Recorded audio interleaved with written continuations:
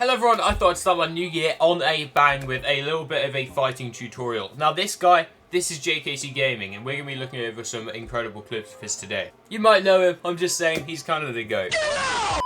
Okay, but seriously, one of the things Jacob does to secure this kill is land kind of on this top of this and drop down. This is a great way off spawn to just get a little bit of an extra advantage.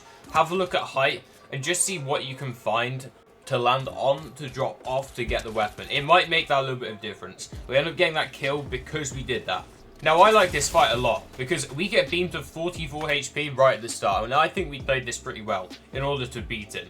Now, we don't know at the time what this guy's HP is. It is a complete mystery. But what do? We start by just throwing this down. We see him jump off kind of like the stair over there, and we throw this down because we know that he wants to come towards us, and he's going to have to come through this cloud if he does.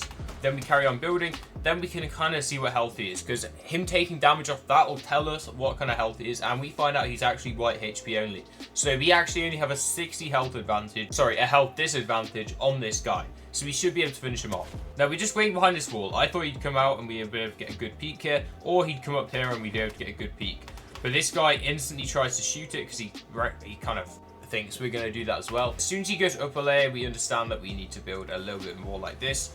And then I get a mini off because a lot of people, when you get keyed by them, are going to waste a bit of time. So you have time to pop it. I then bait the second mini, then realize he's going to come around too fast, build the rest of my stuff.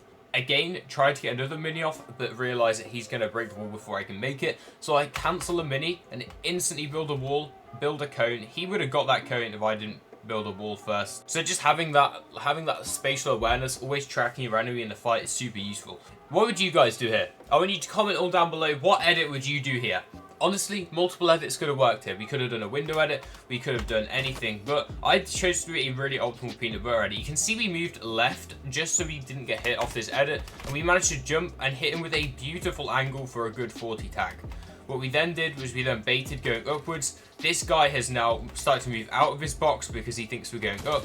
And then we've reset it, done a nice window edit, and caught him again on that nice angle underneath his edited wall. If he'd have made a better edit there, he would have died.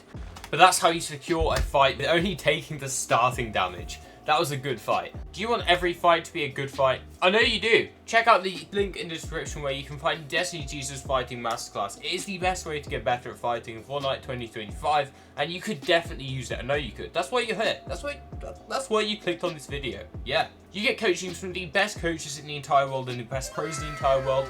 And I will soon be joining the roster of coaches on the Masterclass. You can use code JKC for 17% off, which is a massive discount. So go check it out, and let's get straight back into the video. Now, this one may seem a little bit obvious to you guys, but I want to cover it anyway just because I feel like if I don't say it, then it won't get done, you know? It won't happen. I'm in a building with literally 3 other players, and it's dodgy. So what do? You go up to the very top. If you're at the top of the building, you're at the high ground. You can't get snuck up on up here.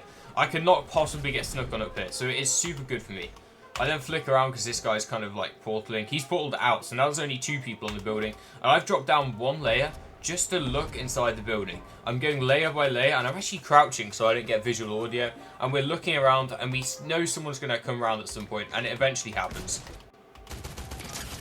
We crack him, we then build, and what I do here is quite interesting. Some people might try to take the wall, some people might try to do other stuff. I actually have the wall to the left. But instead of doing all of that, I literally just pickaxe the wall and shoot. There's no taking it, there's none of that sort of stuff. This guy's panicked, he's been cracked. There's no possible way he's going to be sitting there ready to fight me. He wants to get out there, therefore he's going to have his builds out, so he won't be ready for me to jump in. The simple play is quite often the most overlooked play, and in this situation it definitely was. Now, in this situation right here, we kind of spray at Jakob, which is basically my name but with a K instead. And he does a really stupid edit here. Now this is a terrible edit. I can't lie to him, this is actually an abysmal edit. If we look at it from this guy's perspective, it looks kind of optimal. But he's literally showing his entire body to us, and that is not good. So we end up hitting him a good 130 right here, and he just can't reset this for some reason. I don't know. Bro's kind of a drone. But that's not the point. We see him instantly shockwave. We've got 3 bullets left in our AR. We managed to hit him twice out of the 3 bullets out of the air, and then he's decided to box up. Now we win the fight, because we can see that this guy's only got shockwaves, and that means it's an easy kill from here. Because if he's only got shockwaves, that's a finite resource, and we've got an Oni mask which can literally go, you can rotate the whole way through the map with that Oni mask. Again, this was a simple fight. There was literally nothing you guys can't do in that fight, but we won it easily. We didn't even take 30 damage, I don't think. And we need to talk about that satisfying only mouse console launchpad. Jesus Christ, that's beautiful. Let me explain to you the simplicity of this fight. Now, these mechanics might be slightly harder, but they are still pretty achievable for the average player. So we are high ground, and we see there is a guy down here.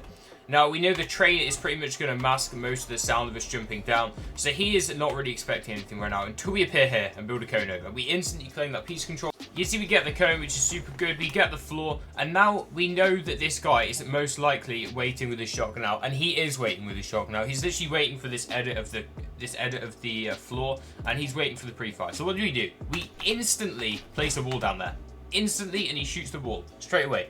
And now that he's used his weapon, he's now kind of in a panic, and we can drop down and instantly hit a massive shot.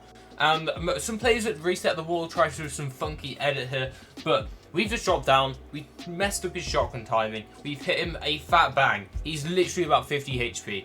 We just have to switch to our AR and spray here. We took like 20 damage, and there are other players around. If we were to look right here and just look up, we can see there are other players in the area. There's at least 5 people in this POI.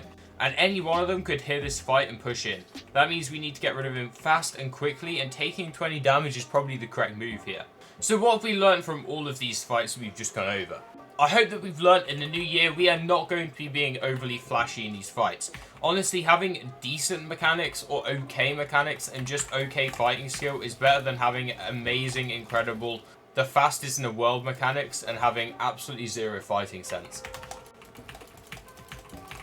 It's all good and well being able to do these quad edits, these triple edits, and all of the above, really flashy stuff. But if you can't do the basics, the absolute basics perfectly, then it is going to be a problem.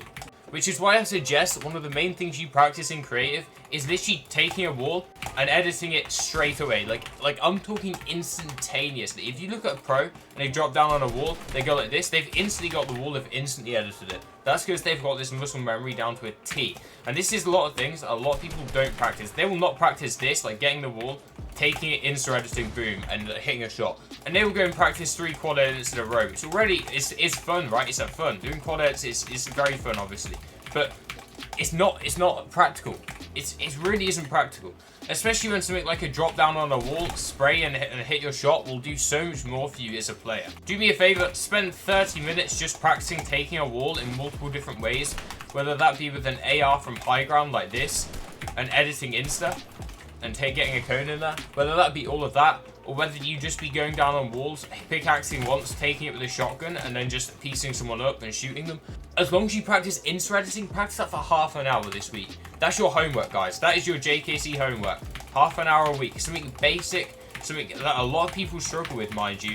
Even good players can struggle with this. I think you'll be surprised the amount of times you mess up the timing just from taking the wall and editing it, or taking the wall and just going for an optimal peak. The amount of times that you mess up just this edit from a long way away. Let's say you're doing this edit, you do peanut butter. Just like the amount of times you grab this wall instead of grabbing this wall. The basics in Fortnite have really died, and that is not good, because the basics in Fortnite makes it so much easier to keep awareness on our opponent.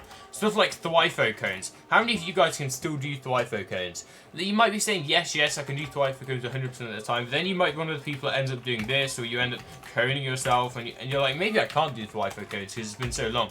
They are literally one of the most useful things in the world. You might be Thwifo coning like that, you might be getting cones everywhere, all around you, but they are so unbelievably useful. You can do this, and you have so much vision. You are protected. You can look through the cone. You can go out here. You can go out this way. You can go out here. You can do a side jump. Like, there's so much you can do off a Thwifo cone. It's just such a beautiful maneuver, yet no one practices it anymore. Sorry this embed has been a bit rambly, guys, but I feel like I'm getting my point across to you guys. Let me know in the comment sections if you got what I was talking about, and Happy New Year to you all. I'm recording this on New Year's Day, so if it comes out a little bit late, my apologies. Make sure you click on another video on the screen because it really does help the channel out, and I'll see you in the next one. Peace. Have a good day.